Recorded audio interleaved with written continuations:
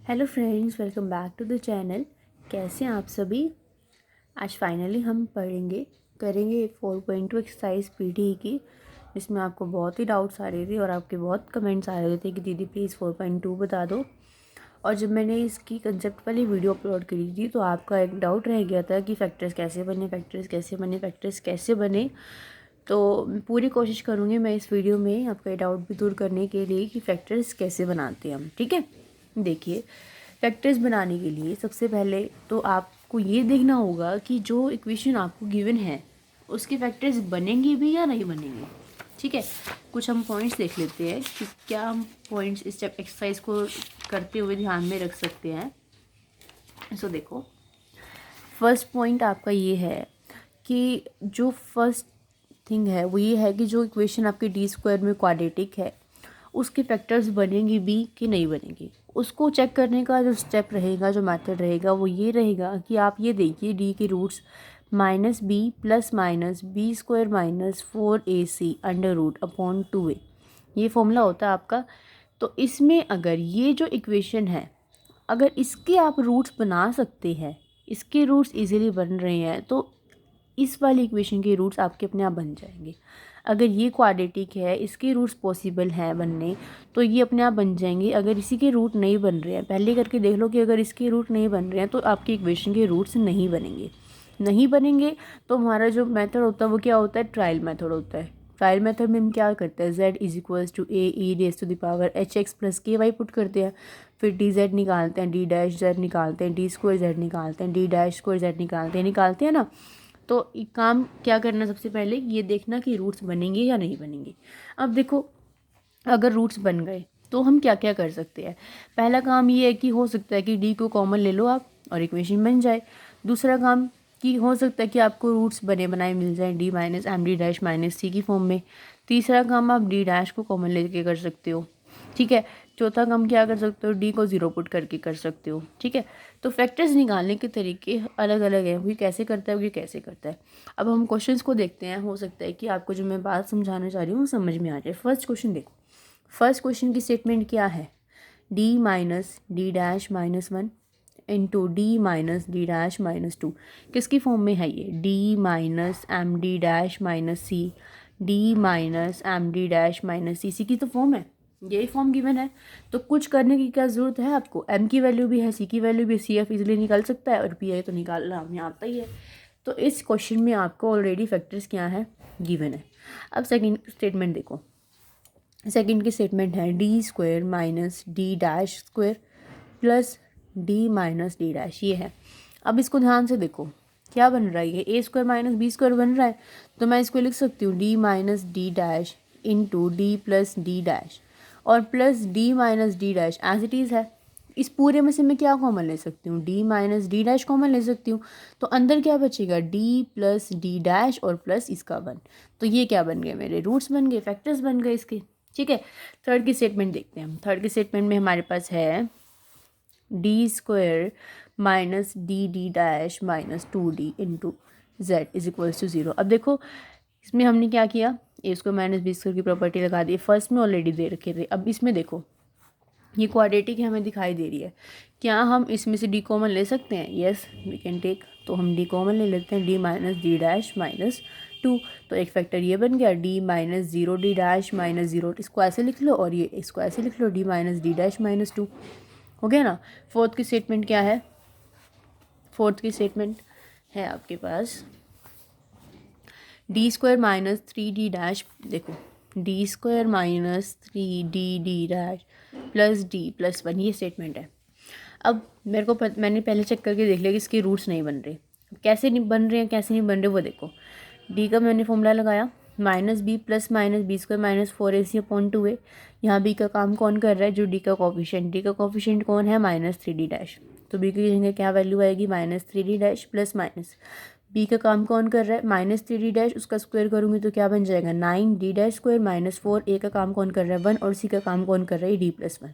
तो ये अब देखो 9d स्क्वायर क्या आया अंदर, 9d square minus 4d minus 4, ये आया ना।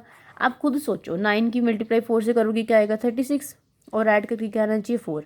कि ऐसे दो नंबर सोचो जिनकी प्रोडक्ट 36 आती हो और उनको ऐड कर या सब्ट्रैक्ट करने के बाद 4 आए।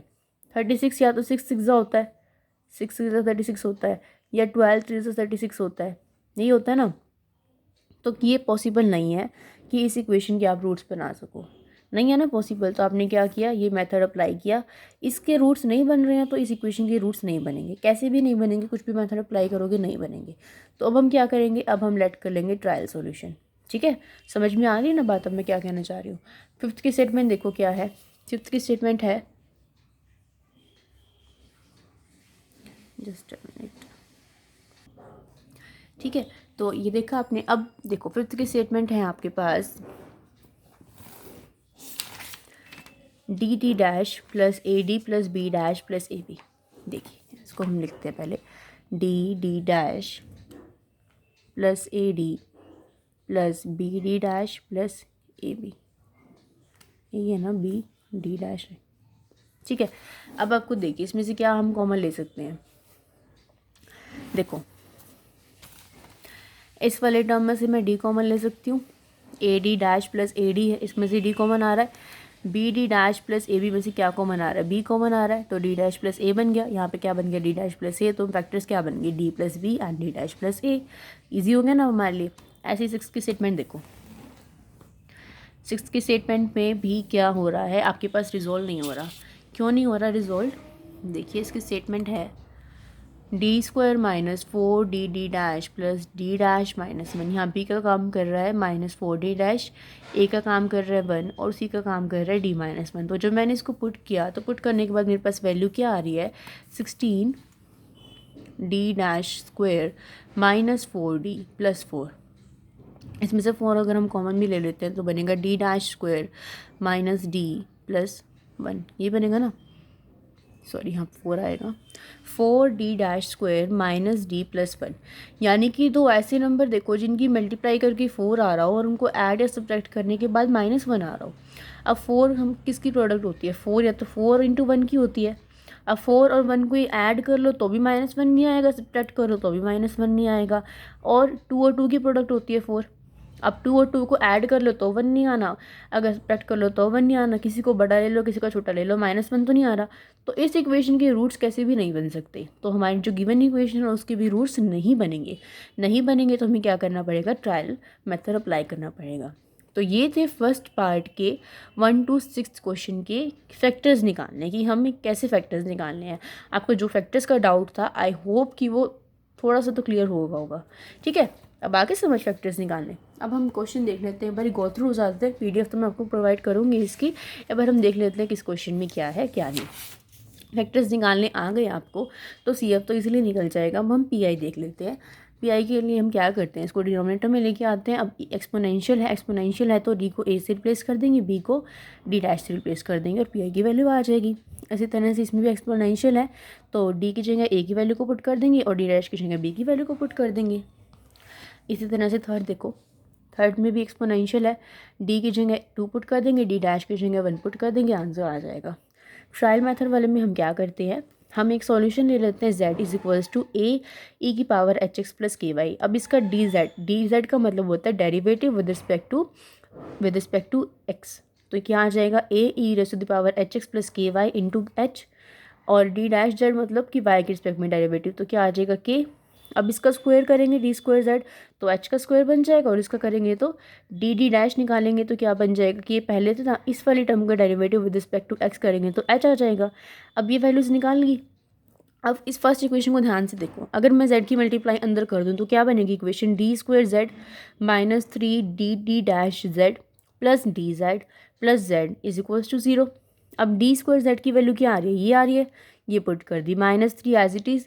डी डैश जेड की वैल्यू क्या आ रही है, ये आ रही है, पुट कर दी, प्लस डी जेड की वैल्यू क्या आ रही है, ये आ रही है, पुट कर दी, प्लस जेड की वैल्यू क्या थी ये। तो इन सब में से A E raise to the power H X plus K Y common आ रहा है, उसको बाहर कॉमन ले लिया तो अंदर बचेगा हमारे पास, क्या बचेगा अंदर, ये बचेगा H square -3 H K plus H plus 1 equals to 0। अब या तो ये 0 या ये 0। अब ये तो 0 हो नहीं सकता, क्यों, ये तो हमने ट्रायल सोल्यूशन ही माना हुआ है, A E raise to the power H X plus K Y.